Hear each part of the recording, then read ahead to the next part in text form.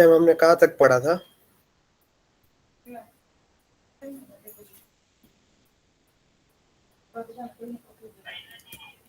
The normalization condition.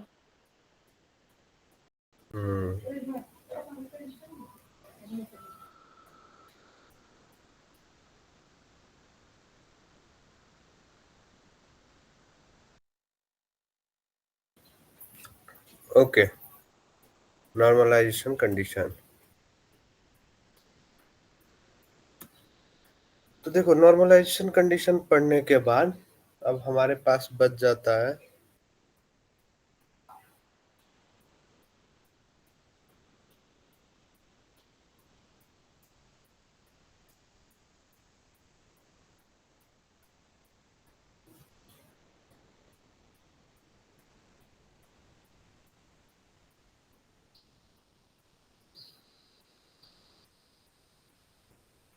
उसके पास अब हमारे पास बच जाता है नॉर्मलाइजेशन कंडीशन के बाद प्रोबेबिलिटी डेंसिटी और सिलेबस खोलो तो और क्या अब रह जाता है टॉपिक?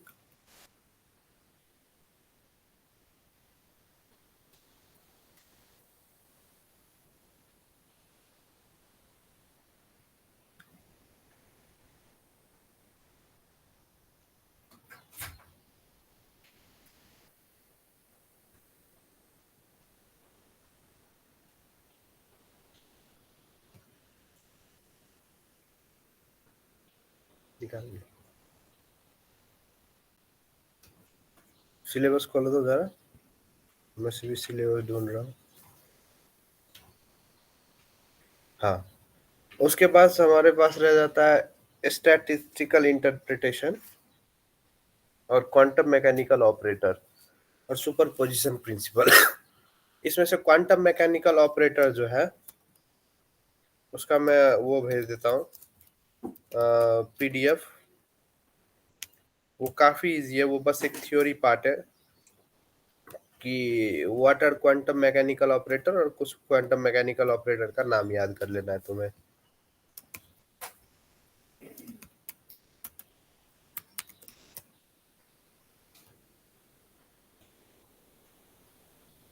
अब क्वांटम मैकेनिकल ऑपरेटर क्या समझते हो?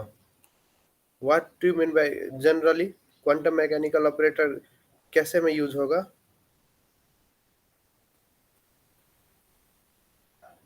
क्वांटम फिजिक्स में सर। क्वांटम फिजिक्स में, very good. So quantum mechanical operator are such type of operator which are used in quantum physics. अब बताओ तो what is operator?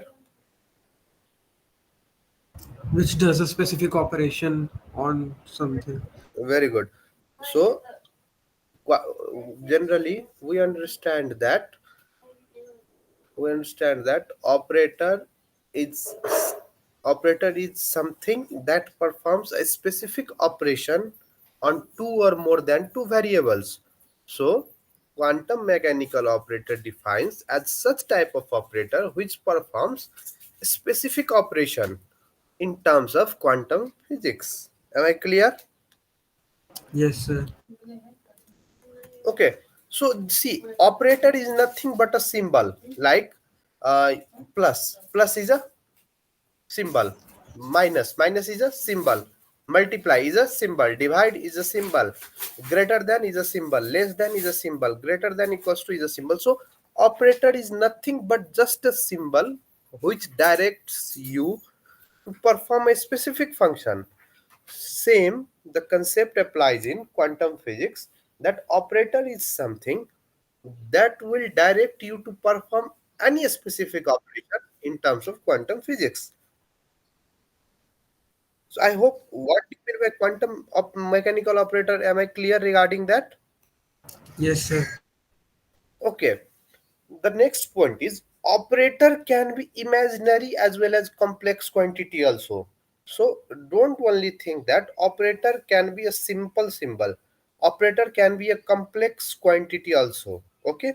So there are many types of quantum mechanical operator, uh, such as let me spell out some name like position, momentum, kinetic energy, potential energy, total energy, angular momentum, spin angular momentum, these all are quantum mechanical operator.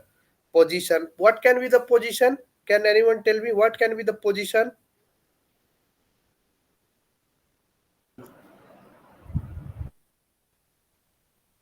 I cap, J cap, Okay, so normally if you tell in terms of axis, what can be the position?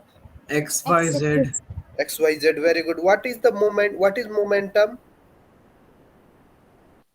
Mass into velocity. Very good. What is the symbol of momentum? P, What is kinetic energy? the energy carried by a moving particle. Yeah, energy associated with a motion of a body. What is the symbol of kinetic energy? K. Sometimes we represent kinetic energy as Ke, or sometimes we represent kinetic energy as capital T. Okay. What is Yes, sir. potential energy? Energy carried by a static particle at some particular height. Very good. What is the symbol of potential energy? P, E, What is the symbol? I think we have just studied the symbol U, in. U, V. U, U. No, no, not U. I don't think it's U. V. I think it was capital V. Please remember time independent Schrodinger wave equation.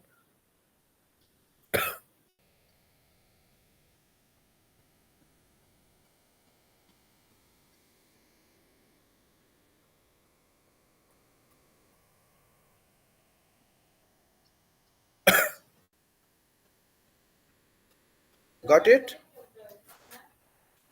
Yes, sir. Okay. So these all are okay. What is the total energy? Kinetic energy plus potential energy. What is the symbol of total energy? E, Capital E. Capital E. Very good. So these are some quantum mechanical operator like position, momentum, kinetic energy, potential energy, total energy, etc., etc. Okay. Yes, sir. Okay, so you just while you will be asked with what are quantum mechanical operator, write different types of quantum mechanical operator, then just write the simple definition, what you know about those quantum mechanical operator, what are the names of quantum mechanical operator, and just define them line by line. I will share the PDF, and I think that will be much more easier for you because we have already studied those quantum mechanical operator while we were studying time is time dependent or independent Schrodinger wave equation. Will you be able to study by it your own? Yes, Sir, sir. please yes, send the sir. Just PDF give files. just give a reading. जहाँ पर problem आ जाए then tell me. Okay.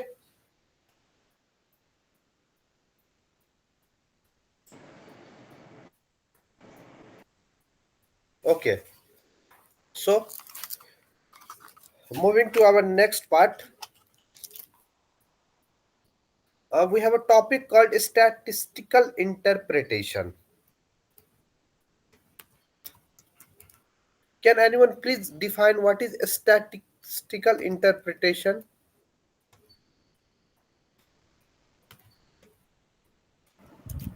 Interpretation of a phenomena by analyzing its statistical figures or numbers. Very good. Statistical interpretation means taking out some conclusion on the basis of data that has been collected and then interpreting it. Okay. मानो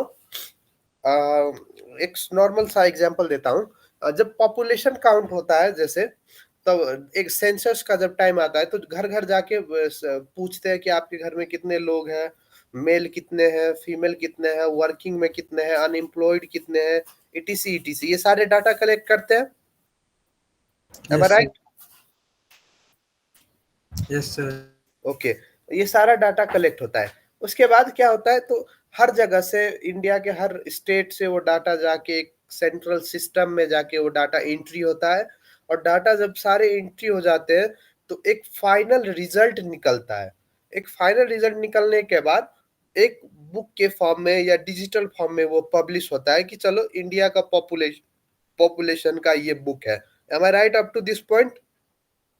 Yes, sir. उसके बाद अब वो data publish हो जाने के बाद क्या करते हैं, तो एनालिसिस करते हैं हम. अच्छा, इंडिया में अब मेल इतने हैं, इतने परसेंटेज, फीमेल इतने परसेंटेज है, अनएम्प्लॉयड इतने हैं, एम्प्लॉयड इतने हैं, इतने लोगों के पास खुद का घर है, इतने लोग रेंट पे रहते हैं, मतलब we interpret the collected data, right? Am I right? Yes, sir. Yes, So sir. that actually means statistical interpretation. We interpret the result from the data that has been collected. Simple term में समझ आ गया कि statistical interpretation किसको कहते हैं? Yes, sir. Yes, sir. Okay, now let's move for our physics में जो ये टॉपिक दिया है स्टैटिस्टिकल इंटरप्रिटेशन, इसके अंडर में क्या क्या टॉपिक है? तो मैंने शायद स्टार्टिंग के क्लास में बताया था कि इसके अंदर हम एक बॉन्ड्स इंटरप्रिटेशन पढ़ेंगे, अगर किसी को याद है तो।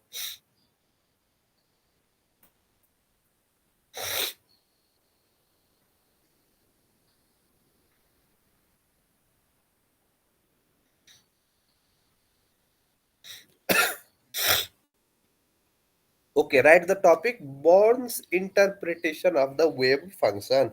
This is one of the most important topic of this.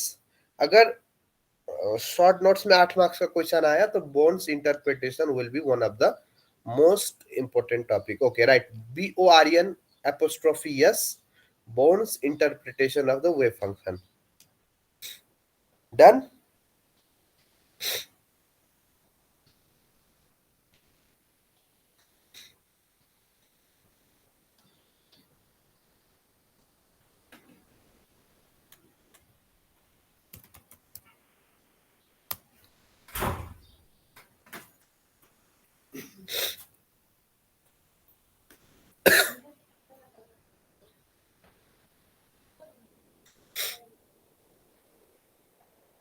Done?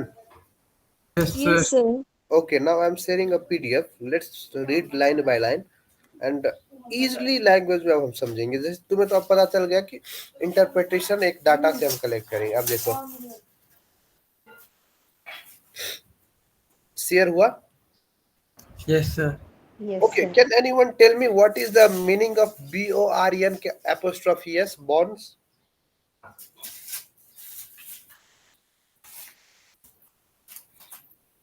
Is it a name of a scientist? Yes. अब कितने लोग इसमें क्या दिमाग लगा रहे होंगे कि BORN बॉन्ड मतलब जन्म लेना, मतलब जन्म लेने का इंटरप्रिटेशन करेंगे. नहीं सर, वैसे वैसे साइंटिस्ट ही लिखा था, आपने पूछा ना तो लगा कुछ और हो सकता है. हाँ, तो ये कभी कभार क्या होता है कि ज्यादा दिमाग लगाने से कभी कभार क्या होता है तो दिमाग बर्स्ट हो जाता है.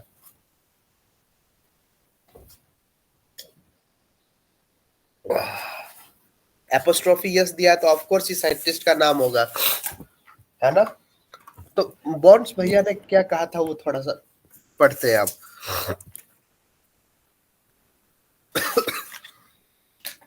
रुको एक सेकेंड में थोड़ा सा दवाई रख लेता हूँ.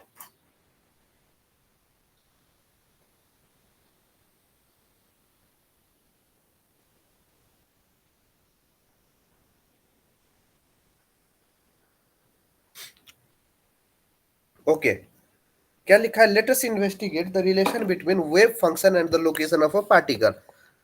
एक पार्टिकल का लोकेशन और वेव फंक्शन, उसके साथ एसोसिएटेड हुआ वेव फंक्शन के बीच में क्या रिलेशन है वो अब हमें पता लगाना है. बॉन्ड्स ने वही काम किया. तो देखो क्या किया है. वेव फंक्शन एक पार्टिकल है, पार्टिकल के साथ कौन सा नेचर और जुड़ा रहेगा? Wave nature. Wave nature. तो वेव नेचर है तो ऑटोमेटिकली उसका वेव फंक्शन तो होगा. Yes, sir. अब यही पता लगाना है कि ये जो वेव फंक्शन है और लोकेशन ऑफ द पार्टिकल, जो पार्टिकल का अभी करंट लोकेशन है, उनके बीच में रिलेशन क्या है. तो we can get a hint to this relation from the case of light. क्या कहते हैं कि लाइट के केस है तो ऑफ कोर्स ड्यूअल नेचर में सबसे इजीली एग्जांपल हम किस चीज का देते हैं? लाइट. Light. लाइट का देते हैं. तो क्या लिखा? Let us draw an analogy between the intensity of light and the intensity of electron beam. अब एनालॉजी मतलब पता है what is the meaning of term analogy? Analogy means comparison, compare करते हैं. ठीक है, लाइट का इंटेंसिटी और इलेक्ट्रॉन बीम का इंटेंसिटी. तो पहले फर्स्ट टॉपिक लिखो, interpretation of E square for electromagnetic wave.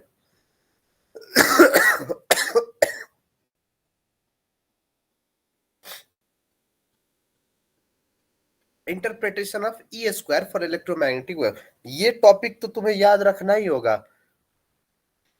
ये इसमें अब देखो अंदर से ज्यादा इसका टॉपिक याद रखना होगा। एक इंटरप्रिटेशन ऑफ ई स्क्वायर करेंगे और एक और इंटरप्रिटेशन करेंगे। अब इंटरप्रिटेशन मतलब अब ई स्क्वायर को समझने की ट्राई करते हैं। क्या लिखा है, consider a beam of light. रुको, फर्स्ट टॉपिक पे पहुंचे। Consider a beam of light incident on a screen at right angle. What is right angle? 90 degree. 90 at degree. 90 degree. मतलब ये कोई स्क्रीन है, यहाँ पे लाइट कितने एंगल पे पहुंचा है? 90 डिग्री। 90 90 degree degree. पे बीम ऑफ लाइट एक स्क्रीन पे जाके हिट कर रहा है। तो electric field of a beam is given by, electric field of a beam is given by symbol E is equals to a sin kx minus omega t। This is a formula. I think बहुत सारे ने ये formula कहीं ना कहीं पे देखा भी होगा, पढ़ा है कभी? Yes, sir.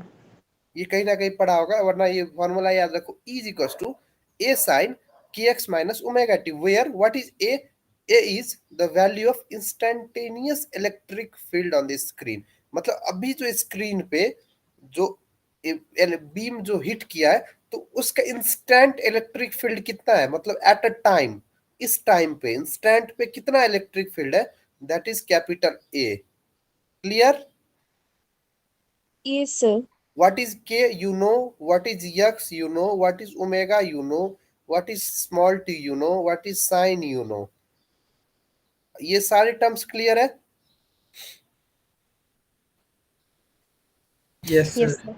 Okay, according to the wave picture, the intensity of light, what is the, अब now अब ये पॉइंट यहां से लेके यहां तक हम इंटेंसिटी ऑफ लाइट का डिफिनीशन पढ़ रहे हैं। देखो, intensity of light I is defined as energy falling per unit area per unit time on the screen। मतलब सर्टेन एरिया में सर्टेन टाइम पे कितना एनर्जी स्ट्राइक कर रहा है स्क्रीन पे, that is intensity of light. What is intensity of light? Intensity of light is nothing but energy falling per unit area per unit time on the screen. Clear? Yes, sir.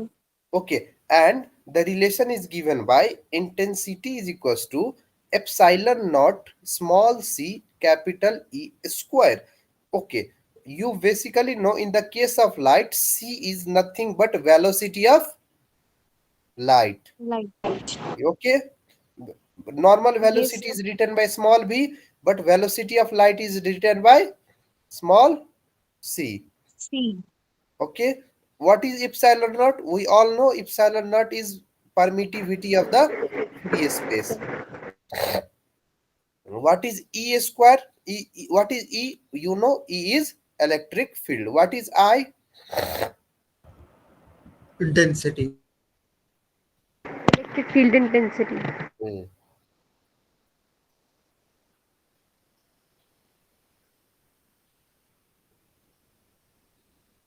Now let's see, first point हमने पढ़ लिया electric field का जो definition था वो। Second में हमने क्या किया, इंटेंसिटी ऑफ लाइट का भी हमने पढ़ लिया। अब देखो, अब क्या कह रहा है, देखो ये एनालिसिस में ऐसा ही होता है, जो हम इंटरप्रेट कर रहे हैं इसमें तुम इंटरप्रिटेशन मतलब स्टडी कर रहे हैं हम, इसलिए हम बहुत सारे दो तीन फॉर्मूलों को इकट्ठे लेके आएंगे और उसमें से एक कंक्लूजन ड्रॉ करने की ट्राई करेंगे। जैसे इंडिया का टोटल पॉपुलेशन काउंट करने के लिए महाराष्ट्र का, पंजाब का, दिल्ली का, हरियाणा का, सब जगह का पॉपुलेशन को ऐड करना होता है।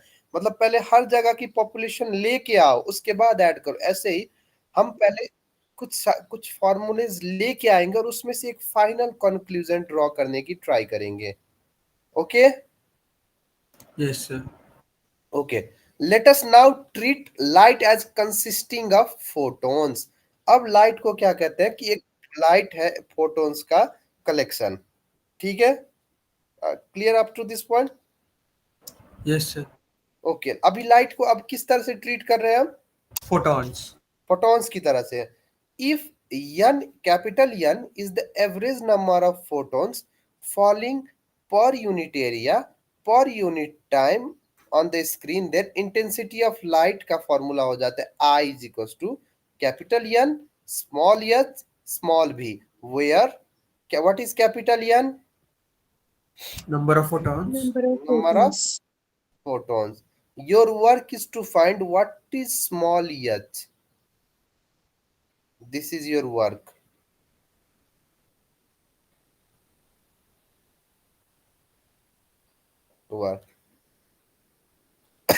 What is small h and what is the significance? ये दोनों लिख के भेजो मुझे भेजना, because this is important. इसका सिंबल का ये, और अब देखो तो इंटेंसिटी का क्या क्या फॉर्मूला आया हमारे पास। एक I is equal to epsilon naught small c e square, ये फॉर्मूला है तुम्हारे पास है। Yes, sir. एक फॉर्मूला और तुम्हारे पास इंटेंसिटी का क्या है जब तुमने लाइट को फोटोन की तरह ट्रीट किया तो? NH mu. NH Mu. भी। तो अब ये इंटेंसिटी और ये इंटेंसिटी बराबर हो जाएंगे। Yes, sir. Okay, then Yes, see sir. NH भी इज इक्वल टू ये दोनों किसके फॉर्मूला थे? ये दोनों Intensity of light. इंटेंसिटी। हाँ, तो अब देखो तो हम अभी इंटरप्रेट किस चीज को कर रहे हैं? इंटरप्रेट हम अभी किस चीज को कर रहे हैं? Number of photons. नहीं, टॉपिक मैंने इसीलिए बोला था E square. स्टार्टिंग में, Well, E square. ई wavelength. स्क्वायर को। तो तुम ई स्क्वायर को छूछा कर सकते हो, छेड़खानी कर सकते हो उसके साथ। जिस चीज को हमें इंटरप्रेट करना है, इंटरप्रेट का मतलब क्या होता है? कुछ ना कुछ रिलेशन निकालना है हमें, या कुछ रिजल्ट निकालना है, तो उसके साथ छेड़खानी बिल्कुल मत करना। तो छेड़खानी करने के लिए कितने टर्म्स बच गए? बस इतने। Yes, sir. अब देखो इन टर्म्स में एच कांस्टेंट है, भी कांस्टेंट है, इप्सिलॉन कांस्टेंट होता है, सी कांस्टेंट होता है। तो सारे कांस्टेंट को एक जगह पे मैं लिख सकता हूं। Yes, sir. ओके, तो n is equal to epsilon naught c by h v इस साइड आ गया। अब देखो तो एक मिनट के लिए यहाँ पे थोड़ा सा स्क्रीन पे ध्यान दो तो, ये epsilon naught c upon h v, इसमें कोई भी तुम्हें वेरिएबल दिख रहा है? कोई भी वेरिएबल?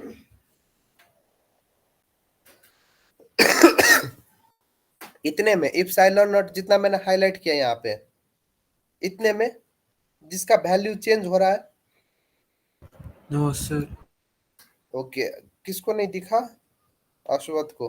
बाकी कोई बताओ तो, वानी कोई क्या दिख रहा है उस तरह में? Epsilon naught c upon h v में क्या तुम्हें दिख रहा है जिसका वैल्यू चेंज हो रहा है? सर वो जो अगर h अगर अज्यूम कर वो प्लैंक्स कांस्टेंट है तब नहीं हो रहा, अगर h कुछ और है तब हो सकता है। वही तो तुम्हें पता लगाना है, पर मैं तो क्लियर कट बोल रहा हूँ कि वो कांस्टेंट है।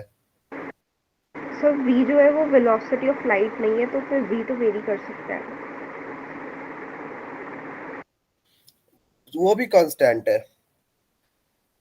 सर फिर वो h और nu तो नहीं, मतलब प्लैंक्स कांस्टेंट ऑफ फ्रीक्वेंसी हो देखो सकता है। देखो अभी हम किस टर्म को लेके चल रहे हैं, एकदम क्लियर। हम एग्जाम्पल किस चीज का लेके चल रहे हैं? अभी तक हम एग्जाम्पल किस चीज का लेके चल रहे हैं? बताओ तो, किस चीज के बेसिस पे हम कर रहे हैं? किसको स्टडी कर रहे हैं? किसको रिफरेंस लेके? Population. लाइट को। तो लाइट को तो जग जाहिर बात है, लाइट का वेलोसिटी तुम c लिखो v लिखो, होना तो उसका वैल्यू कितना है? 3 into 3 ten to the power next 8। बार 8 मीटर पर सेकंड। उसमें कोई चेंज जा सकता है? No sir. नो। तो ऑटोमेटिकली वेलोसिटी और लाइट का वेलोसिटी क्या है? इसमें तो हम बस लाइट का स्टडी कर रहे हैं, एकदम क्लियरली लिखा है हर जगह पे कि हम लाइट को स्टडी कर रहे हैं। तो चेंजेस होगा कुछ वेलोसिटी में? No sir. तो अब बताओ उसमें कांस्टेंट ये वेरिएबल क्या है? Epsilon naught c upon h v में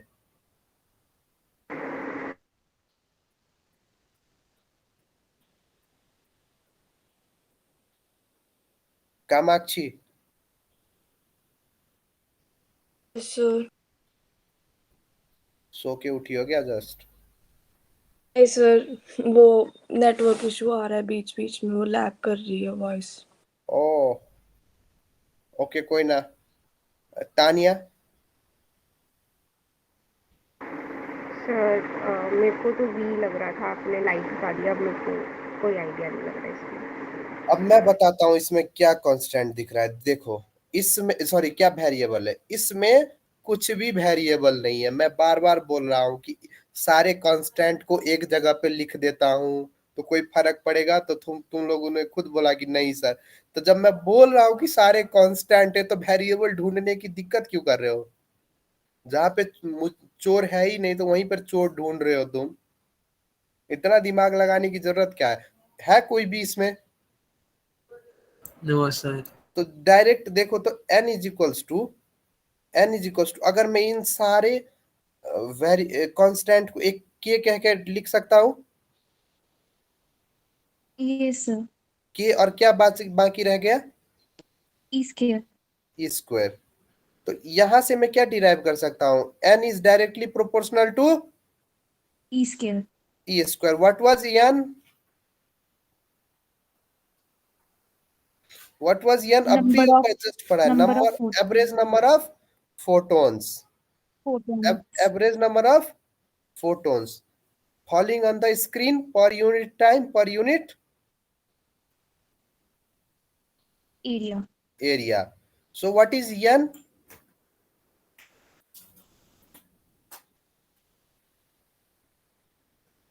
What is n? Directly proportional to E square. No, what is n? Different Number of photons. Number of photons. number of photons normally बोलोगे तो what is e? Electric field.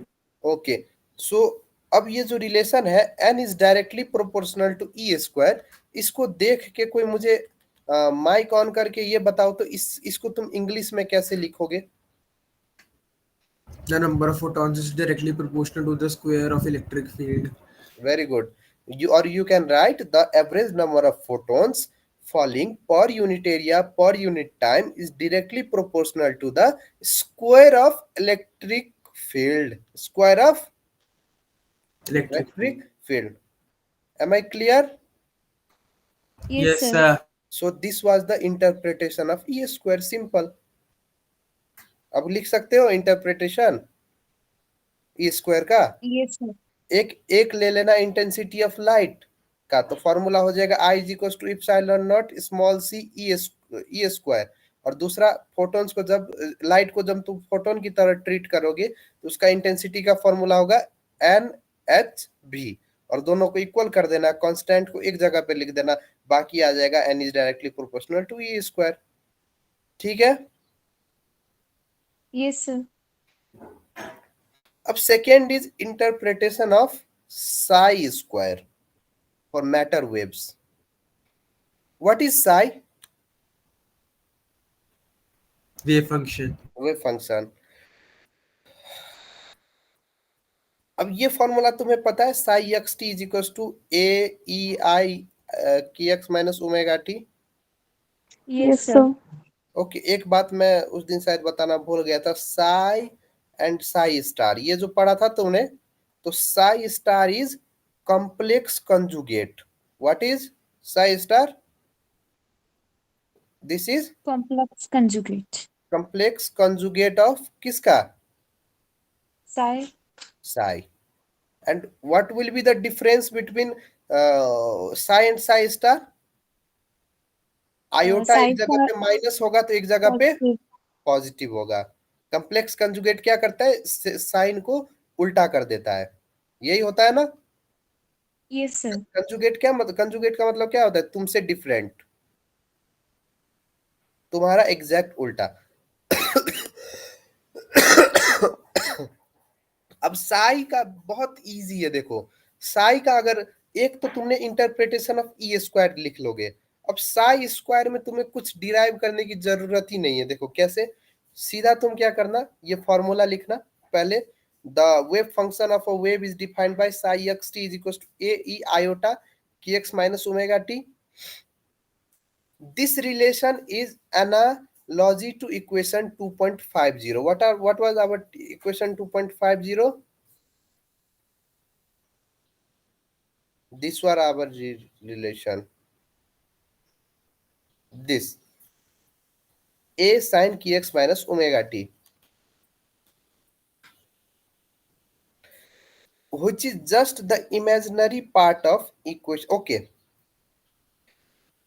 let me tell you in very simple language, very simple. E square का role अभी तुमने पढ़ लिया, पढ़ा या नहीं? अभी जस्ट ई स्क्वायर का रोल पढ़ा था तुमने, Yes, sir. तो याद रखना ई स्क्वायर का रोल और साई स्क्वायर का role will be same, will be same. So while interpreting psi square, you can just write this equation and just write a point that the psi square will play same role as e square did for light. e square किसके लिए था? Light के लिए. psi square किसके लिए है? Wave के लिए. मैटर वेव्स के लिए.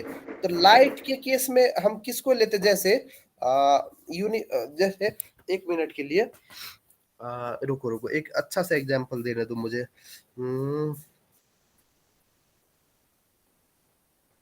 हाँ, जैसे यूनिवर्सिटी के केस में स्टूडेंट का रोल इम्पोर्टेंट होता है, वैसे एक कंपनी के लिए उसका वर्कर का या एम्प्लॉय का रोल इक्वल होता है. तो देखो, तो स्टूडेंट अपने जगह के लिए इक्वल है, उसका भी रोल उतना ही होता है जितना एक एम्प्लॉय एक कंपनी के लिए होता है. सेम समझो कि ई स्क्वायर का जितना जैसा रोल है लाइट के लिए, सेम साई स्क्वायर का भी वही क्या रोल है? किसके लिए? मैटर वेव्स के लिए. So you can just right कि the psi square will play same role for matter wave as e square did for the light. Am I clear? Yes, sir. Now you can difference between e and psi. This is very easy. अब भी just हमने पढ़ा psi हमने matter wave के लिए पढ़ा, e किसके लिए पढ़ा हमने? लाइट के लिए. वही पढ़ा था ना? Yes, sir. दूसरा देखो तो, साई में आयोटा मतलब कॉम्प्लेक्स कंजुगेट एसोसिएटेड है. Yes, sir. उसमें लाइट में कहीं पे कॉम्प्लेक्स नंबर दिखा था तुम्हें? नो. No, sir. नो. तो another difference is psi is a complex number whereas e is real or observable quantity. ये डिफरेंस भी तुम्हें पता चल गया? Yes, sir. Okay, if someone will ask what is the meaning of psi, only psi, what is the physical meaning of psi, अगर कोई पूछे या एग्जाम में क्वेश्चन आए कि what is the physical meaning of psi, तो लिखना there is no physical meaning of psi. Physical psi के अकेले का फिजिकल मीनिंग कुछ नहीं है, but there is physical meaning of psi square. What there is physical meaning of psi Psi square. square. और psi square का physical meaning तो अभी हमने ये पढ़ लिया कि वो तो सेम ई स्क्वायर जैसे रोल प्ले करता है. किसके लिए? मैटर वेव के लिए. यहां तक क्लियर है? Yes, sir. तो हो गया बॉन्ड्स इंटरप्रिटेशन. तुमने क्या करना है? पहले ई स्क्वायर के लिए निकालना है. ई स्क्वायर के लिए तुमने निकाल लिया कि n is directly proportional to And n is directly proportional to E square. e square, and if n is directly proportional to e square, then psi square also play the same role For matter wave. where matter waves. What is the difference between e and psi? Psi is complex number and E is real. Psi is complex, e is real. Okay, another difference, anyone? There is no physical meaning of psi, but there is a physical meaning of psi square. Okay, another difference between psi and e. What is the another meaning of psi? Difference between psi and e?